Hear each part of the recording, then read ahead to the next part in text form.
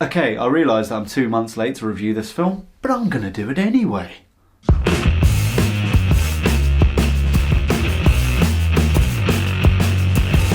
Jumanji, Welcome to the Jungle is the standalone sequel to the 1995 film Jumanji, which starred Robin Williams, as we all know. Some people think that Zathura was the sequel.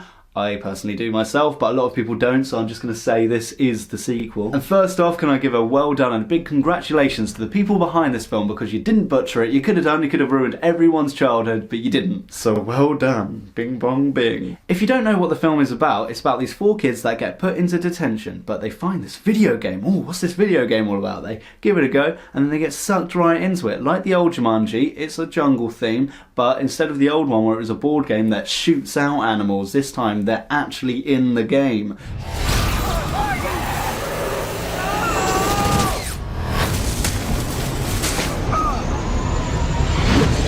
Now The Rock, he's playing the avatar of the nerdy kid. Karen Gillan, she's playing the avatar of the other nerdy kid. Jack Black is playing the avatar of the stereotypical teenage, blonde, always on her phone girl. And Kevin Hart, he's playing the avatar of a guy called Fridge. But Fridge, you don't really see much of his character beforehand, so seeing him in Kevin Hart, you just see it as Kevin Hart. But apart from that, all of the actors adopt their roles perfectly, and by the end of the film, you think that's literally the character they're playing, not a character within a character. Hard to explain. Now to really start with some positives, the action sequences are perfectly executed. There's a bit down a hill which was cool, there was a bit in a canyon which was cool, there was a bit in a market that was cool, there was just so many outstandingly choreographed action bits. And even the video game references were cool. I know it wasn't advertised like that, but it really felt like a love letter to gamers. I think that anyone who enjoys Far Cry or Skyrim or anything like RPG-ish will enjoy the intricately woven references that have been put into the script secretly, so you'd go, oh, yeah, I know what that means, I get that joke, I'm in on it.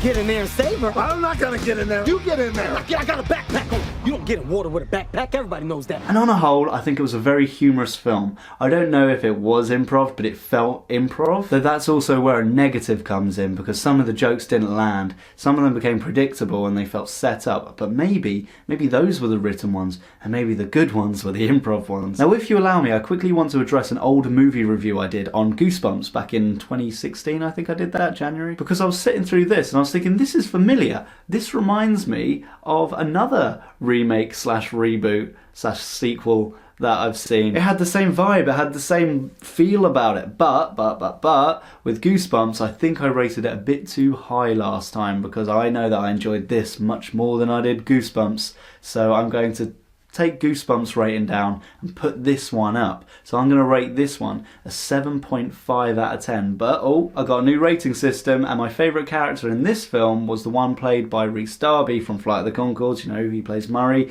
So I'm going to give this 7.5 Rhys Darby's out of 10, and I'm going to take Goosebumps down a notch, maybe to 5. Okay, so I think I'm going to wrap it up about there. If you want to know any more about the film, just comment below and I'll respond. See you next time for the next Cynical Pair review.